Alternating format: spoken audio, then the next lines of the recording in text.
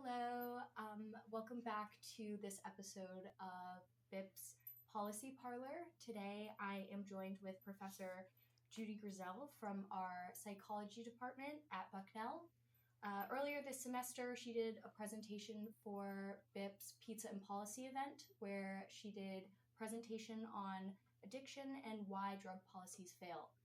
Thank you so much for being with us today, Judy. I really appreciate it. You're welcome, Rayna.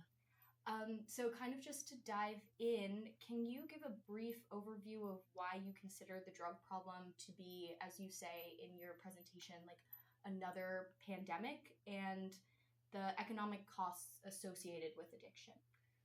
Yes, well, it's anything but rare. So most people on the planet use mind-altering substances, and of those that use, it's now probably between 20 and 30% who have disordered use. And the costs of that are tremendous. So global costs are about $4.5 trillion.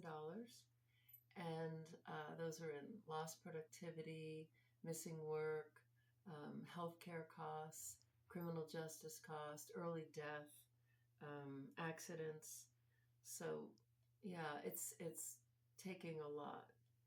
Yeah.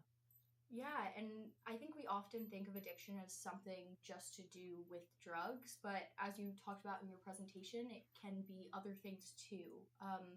Can you describe like what these other common addictions are that Americans experience and people all over the world? Yeah, it's definitely a global problem, and so that 4.5 trillion is just the cost of substances, but there are clearly other costly addictions, both in terms of human suffering and economics.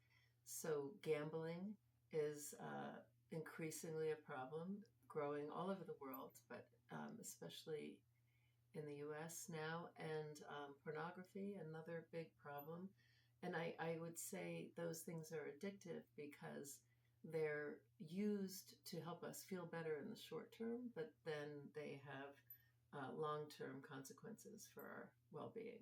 Yeah, I mean, I know you discussed in your presentation about the Supreme Court ruling that in all states now sports betting is legal.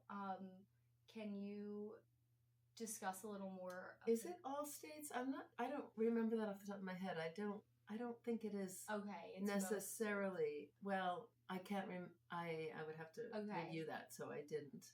Yeah. But I think in either most states or all states, and frankly, it just makes it more accessible, but betting is always going on since, the beginning of history. People have been rolling dice to, games of chance are very common. So I think this is a natural drive. And it's like another addiction in that it activates this part of the brain that has to do with novelty and surprise. So anything that's unusual and surprising and pleasant, which risk can be pleasant, especially if you win, is potentially addictive. Yeah, and also during your pizza and policy presentation, you described addiction as something the brain learns. And for people who are used to thinking about addiction, maybe as a choice or a character flaw, what does it mean when you say addiction is a learning process?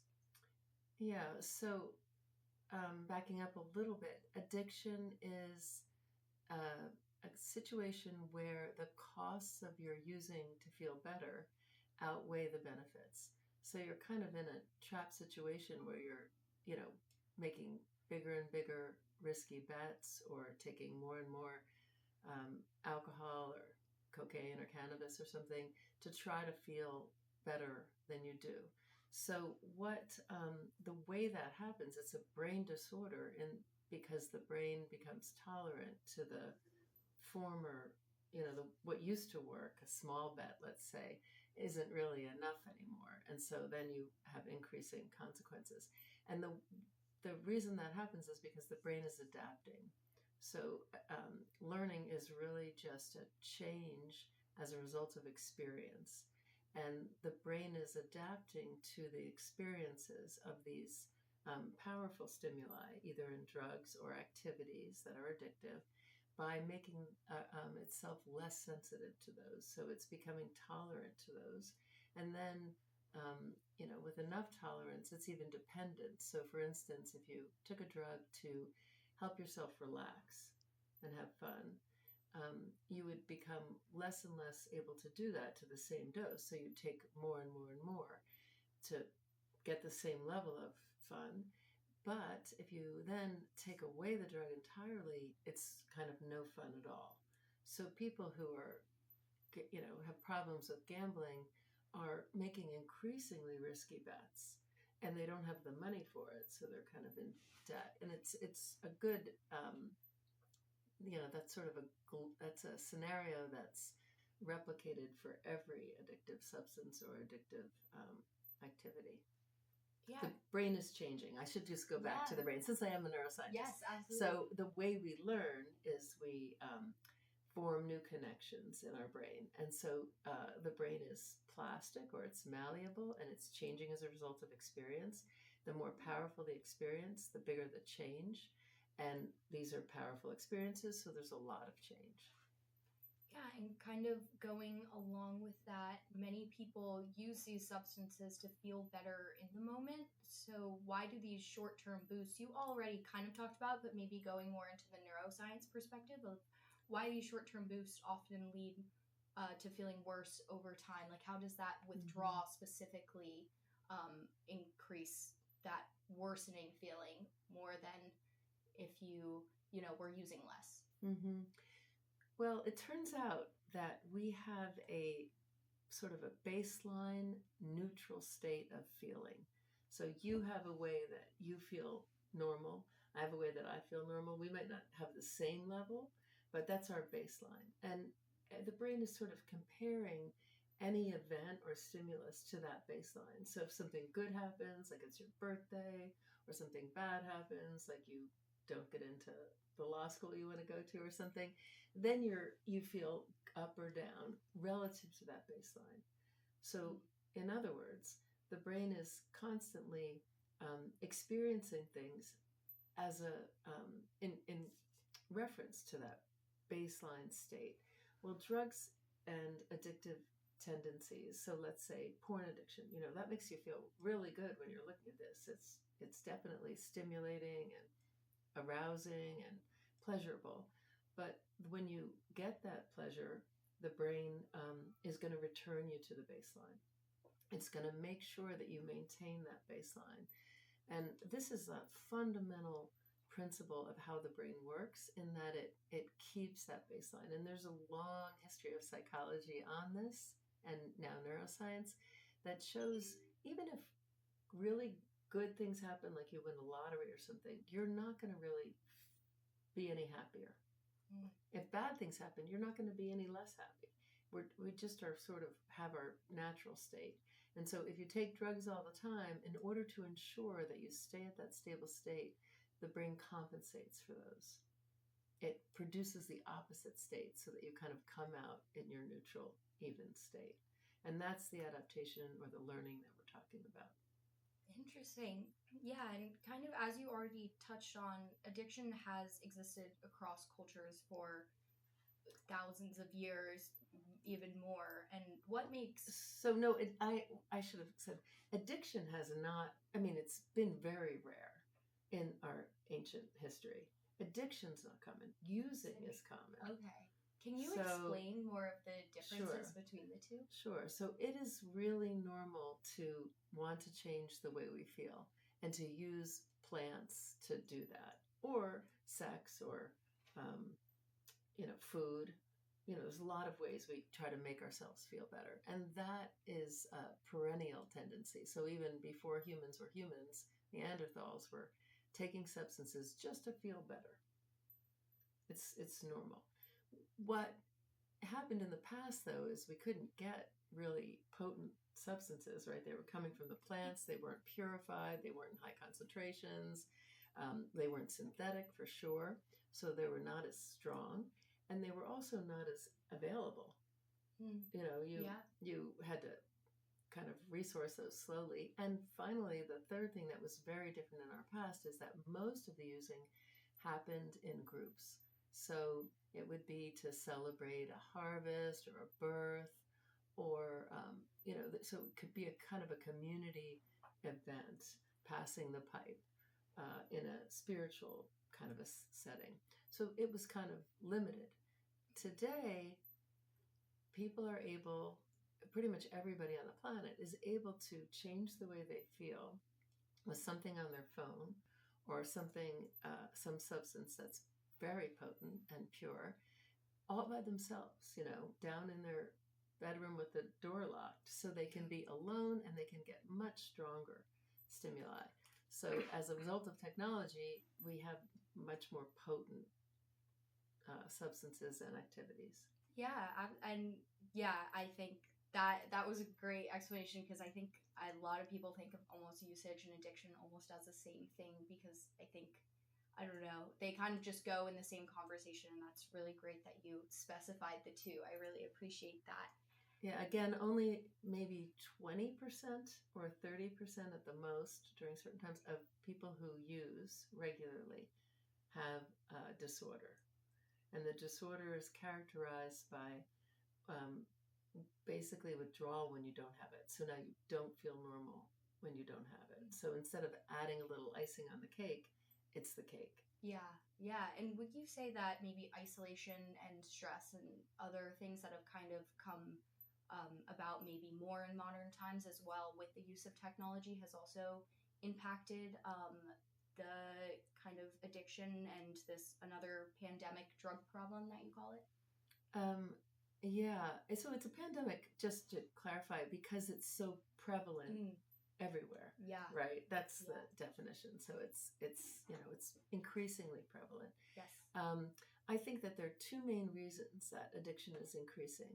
One, as you say, there's more stress and isolation. So we're not so tied to our communities, and it is stressful. There's a lot more anxiety and depression. Another big reason, probably even bigger, is that the access has increased.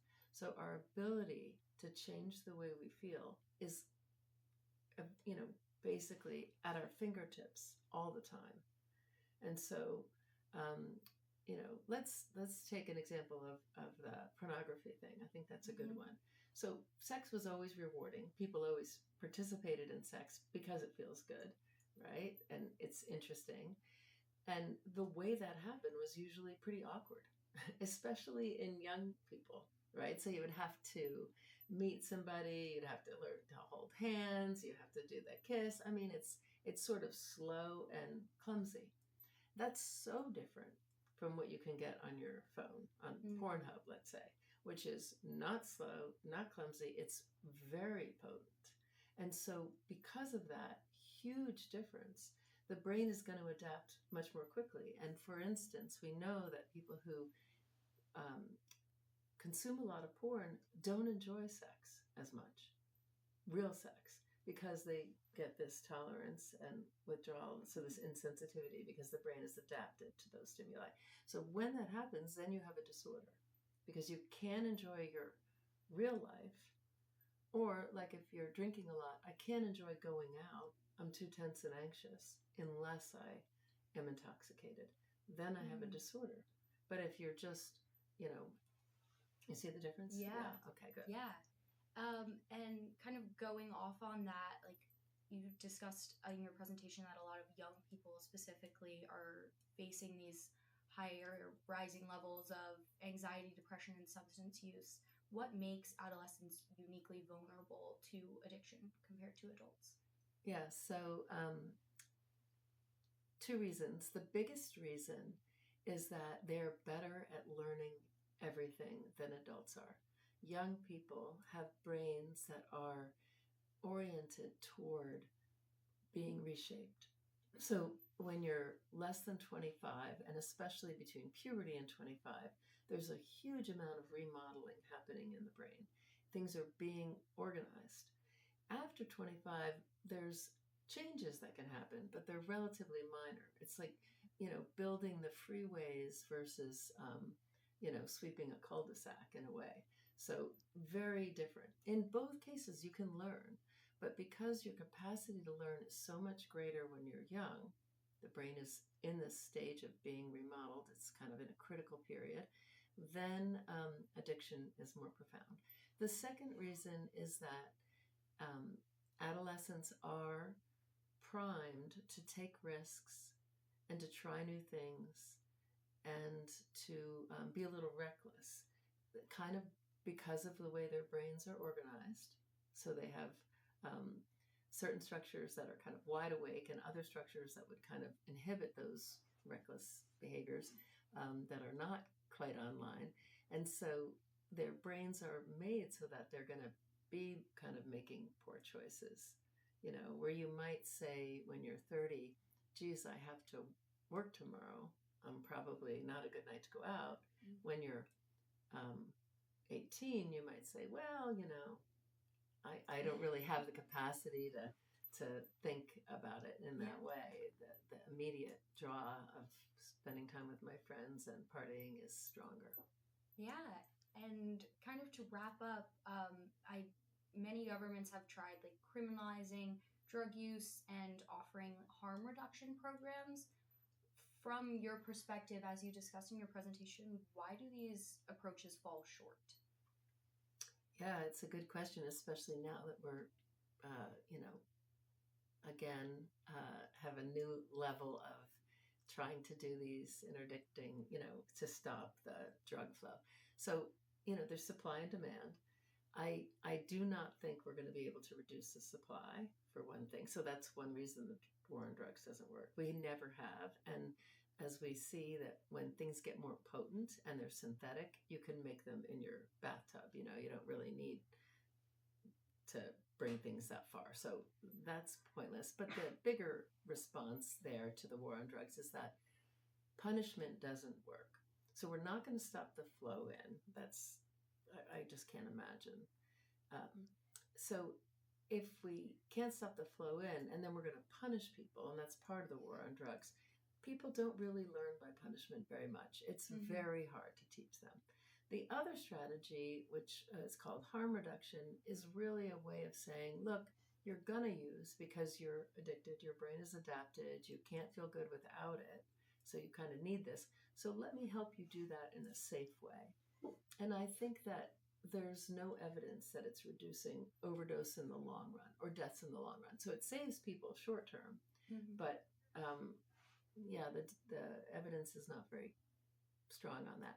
So I think that we need more incentives to stay clean or reduce use, not just not punish it, but incentivize other, benefits. And this is called contingency management. And so we find that people who are given rewards for good, staying clean, let's say, tend to do better than people who are punished for not staying clean. Yeah, that makes sense. Yeah, and I thank you so much for being here again. I really appreciate it. This was a great conversation, and I learned so much.